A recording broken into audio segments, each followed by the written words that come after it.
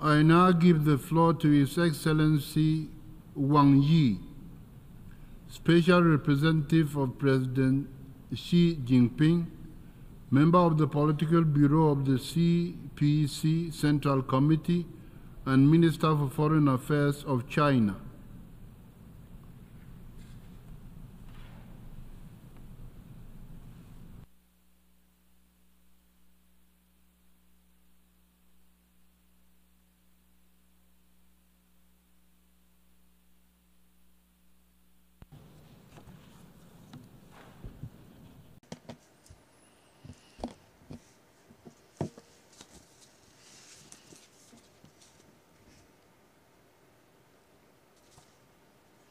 Mr. President, colleagues, today, humanity has once again come to a historical crossroads.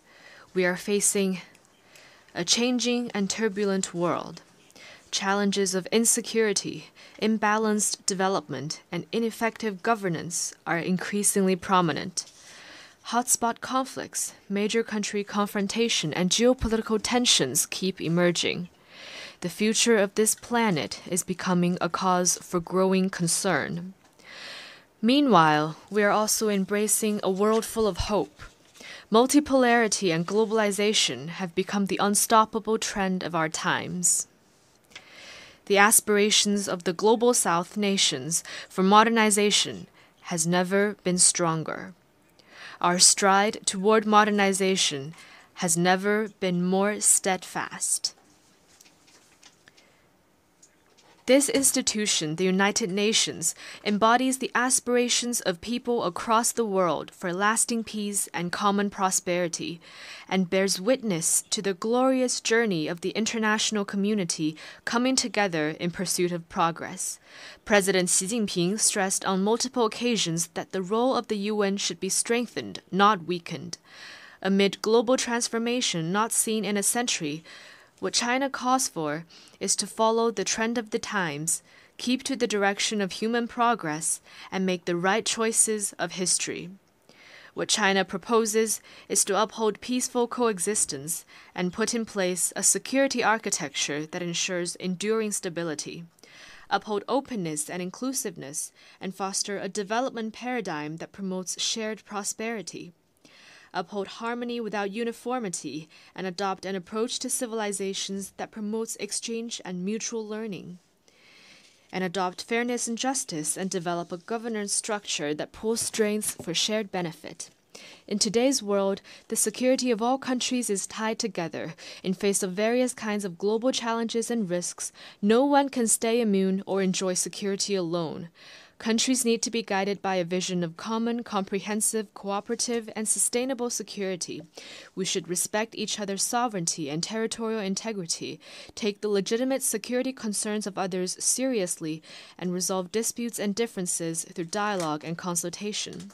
We should actively explore a path for major countries to coexist in peace and work for a new type of international relations characterized by mutual respect, fairness, justice, and win-win cooperation. In today's world, the development of all countries is deeply integrated. If the rich get richer, while the poor remain poor, then everyone is born equal would become an empty slogan, and fairness and justice would be even more elusive. Achieving modernization is a legitimate right of the people of all countries, not a prerogative of a few. We should be committed to advancing global modernization and ensure that no one and no country is left behind on the journey toward modernization.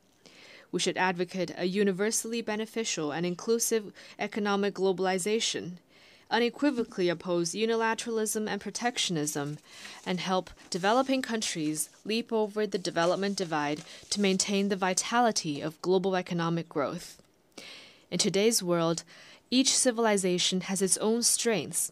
President Xi Jinping pointed out that there is no such thing as a superior or inferior civilization, and civilizations are different only in identity and location.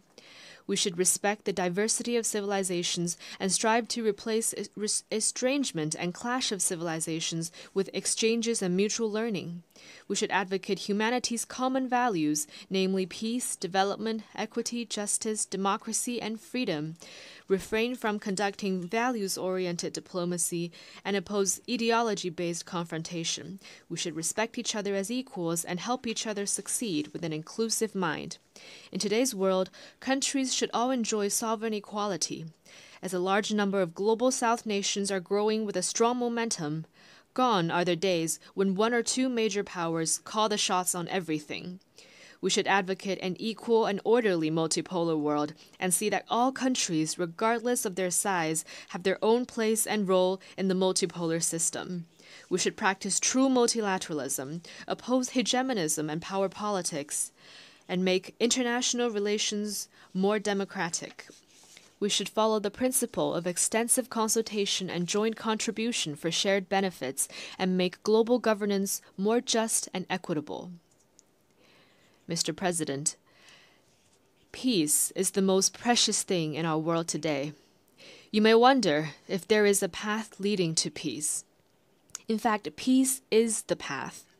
Without peace, development will not sustain. Without peace, cooperation cannot happen. For the sake of peace, a single ray of hope is reason enough not to give up. The slightest chance deserves 100-fold effort. An end to the Ukraine crisis remains elusive. The top priority is to commit to no expansion of the battlefield, no escalation of fighting, and no provocation by any party, and push for de-escalation of the situation as soon as possible. China is committed to playing a constructive role, engaging in shuttle mediation and promoting talks for peace, not throwing oil on the fire or exploiting the situation for selfish gains. At this session of the General Assembly, China, Brazil, and other countries in the Global South have jointly launched the Group of Friends for Peace. Its very purpose is to uphold the purposes and principles of the UN Charter, build consensus for a political settlement of the crisis, and contribute to a prospect of peace. The question of Palestine is the biggest wound to human conscience. As we speak, the conflict in Gaza is still going on, causing more casualties with each passing day. Fighting has started in Lebanon again, but might cannot replace justice. Palestine's long-held aspiration to establish an independent state should not be shunned anymore, and the historical injustice suffered by the Palestinian people should not be ignored anymore. There must not be any delay in reaching a comprehensive ceasefire, and the fundamental way out lies in the two-state solution. China has always been a staunch supporter of the just cause of the Palestinian people to regain their legitimate national rights and a staunch supporter of Palestine's full UN membership. We have recently helped to bring about breakthroughs in intra-Palestine reconciliation and will continue to work in concert with like-minded countries for a comprehensive and just settlement of the question of Palestine and durable peace and stability in the Middle East. The issue of Afghanistan concerns regional peace and security. It is important to help the country exercise prudent governance, fight terrorism effectively, improve people's life, and reinvigorate the economy to create a better life or future for the people of Afghanistan. The Korean Peninsula should not experience war again.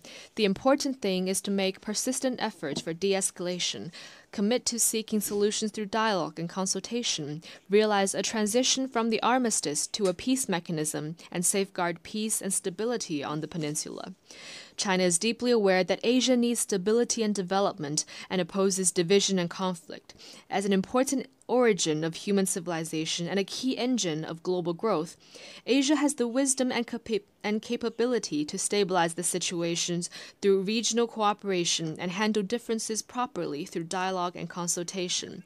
We are firmly against the meddling by countries outside the region, and will firmly resist attempts by any force to stoke trouble and confrontation in the region. Mr. President, as the world faces increasingly serious challenges, China has never opted to be an indifferent spectator. Instead, we've been playing a bigger part in global governance than ever before. President Xi Jinping has put forth the Global Development Initiative, the Global Security Initiative, and the Global Civilization Initiative in recent years. They carry China's wisdom for resolving various difficult issues confronting humanity and bring impetus from China for improving global governance. In the face of uneven and inadequate global development, China's proposal is to put development at the top of the global agenda, focus on delivering the Sustainable Development Goals of the UN 2030 Agenda, increase input in development, and help developing countries better respond to different risks and challenges. At the recent Beijing summit of the FOCAC on China-Africa cooperation, President Xi Jinping outlined 10 partnership actions to be taken together with Africa to advance modernization, and announced the decision to give over 40 LDCs, including those in Africa, zero tariff treatment for 100% tariff lines. China is the first major developing country and the first major economy to take such a significant step. In the face of unilateral bullying acts such as sanctions and blockade, China firmly supports countries in defending their legitimate rights, upholding the equity and openness of the international system, making global development more coordinated and beneficial for all, and jointly opposing technology blockade and rejecting decoupling or severing supply chains. Sanctions and pressure will not bring monopolistic advantages. Suppressing and containing others will not solve problems at home. The right of people of all countries to pursue a better life should not be taken away. Here, we once again urge the United States to completely lift its blockade, sanctions, and terrorism-related designation against Cuba. In the face of aggravating ecological challenges, China is firmly committed to a path of green, low-carbon, and sustainable development. We will move from carbon peaking to carbon neutrality in the shortest time span in world history, contributing China's efforts to harmonious coexistence between humanity and nature. At the global level, the principle of common but differentiated responsibilities must be upheld, and the Paris Agreement must be implemented in earnest. Developed countries should assist developing countries in developing their capacity to cope with climate change. Touting the need of climate response while suppressing the green industries of others will only hold back global progress toward green transition. In the face of burgeoning artificial intelligence, China is committed to taking a people-centered approach, developing AI for good, and putting equal emphasis on development and security. We are working to explore and establish widely recognized international rules and standards. China supports the UN's role as the main channel for global AI governance and is committed to strengthening international cooperation on AI capacity building.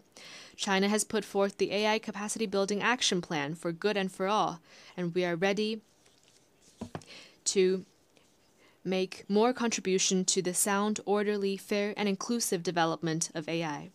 In the face of the task of human rights protection, China maintains that all countries' right to independently choose their path of human rights development should be respected. No country should impose its own will on others or interfere in others' internal affairs in the name of human rights. In human rights protection, China is committed to putting people first and promoting the free and well-rounded development of the people. We have found a path of human rights development that suits China's national conditions. China is ready to engage in equal-footed dialogue and exchanges with all countries and UN human rights bodies and jointly promote the sound development of the global human rights cause. Mr. President, Taiwan is an inalienable part of China's territory. This is the history and the reality. Both the Cairo Declaration and the Potsdam Proclamation stated in explicit terms that all the territories Japan had stolen from the Chinese, such as Taiwan and the Penghu Islands, shall be restored to China. And this constitutes an important part of the post-war international order. Right here in this august hall 53 years ago, the 26th session of the UN General Assembly adopted Resolution 2758 with an overwhelming majority, deciding to restore all the rights of the People's Republic of China at the UN, to recognize the representatives of the government of the People's Republic of China as the only legitimate representatives of China to the UN, and to expel the representatives of the Taiwan region from the UN and all the organizations related to it. Once and for all, the resolution resolved the issue of the representation of the whole of China, including Taiwan, in the UN. It made clear that there is no such thing as two Chinas, or one China, one Taiwan. On this matter of principle, there is no gray zone or room for ambiguity. The complete reunification of China will be achieved. Taiwan will eventually return to the embrace of the motherland. This is the overwhelming trend of history that no one and no force can stop. Mr. President, in a few days' time, the People's Republic of China will celebrate the 75th anniversary of its founding. Over the past 75 years, no matter how the world changes, China's dedication has not changed. It is dedicated to pursuing happiness for the Chinese people and the rejuvenation of the Chinese nation. It is also dedicated to human progress and world harmony. In the course of seeking its own development, China has kept in mind the common interests of the whole world, generating new opportunities for the world through its own development. Not long ago, the third plenum of the 20th CPC Central Committee made an important decision on further deepening reform comprehensively to advance Chinese modernization. It will set in motion a new journey where China joins hands with the world in common development and progress. Chinese modernization will contribute robustly to world peace. The Chinese culture values peace, and the Chinese nation has no tradition of external expansion. China, once a victim of foreign power bullying, knows full well the value of peace and the hard-won gains of development. In fact, China is the only major country that has written peaceful development into its constitution, and the only country among the 5 nuclear weapon states to pledge no first use of nuclear weapons. We are actively exploring and putting into practice the Chinese way of addressing hotspot issues, boosting the prospects for resolving the security dilemma and improving security governance, and paving the ground for conflict settlement and peace building.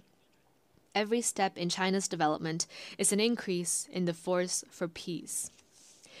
Chinese modernization will contribute robustly to common development for all.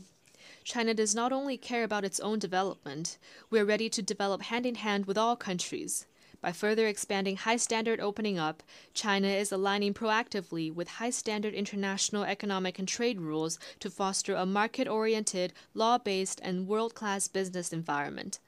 China has realized full mutual visa exemption with many countries and is expanding its unilateral visa waiver program to facilitate two-way personnel flows. China is vigorously promoting high-quality Belt and Road cooperation, a concrete step to support the 2030 Agenda for Sustainable Development. China will also speed up the implementation of the 8 measures in support of Global South cooperation and the series of initiatives supporting Africa's peace and development, in order to help countries in the Global South stride toward modernization. Chinese modernization will contribute robustly to improving global governance. China has been an abiding supporter of the UN's continued reform and development to bring about a modernized UN 2.0. The international financial system needs to be more fit for the times, and global governance should be more balanced and effective. China will continue to fulfill its international obligations, provide financial support, and send our best minds to the United Nations. The UN system needs to respond to the legitimate calls of developing countries and increase the representation and voice of those in the Global South. Chinese modernization will contribute robustly to the advancement of human civilization. Chinese modernization is rooted in China, but has also drawn on the achievements of other civilizations. It has created a new form of human advancement and provided a new choice to other countries in exploring modernization paths. China advocates that different civilizations respect and learn from each other to jointly advance the cause of human civilization. China has proposed the setting up of an international day for dialogue among civilizations. We call for more people-to-people exchanges and cooperation across the world to promote understanding and amity among people around the world. Mr. President, next year will mark the 80th anniversary of the victory of the World Anti-Fascist War and the founding of this very organization. China stands ready to work with all countries to renew the founding purposes and mission of the UN, reaffirm our steadfast commitment to the UN Charter, advocate and practice true multilateralism, build a community with a shared future for mankind, and jointly usher in a better world. Thank you.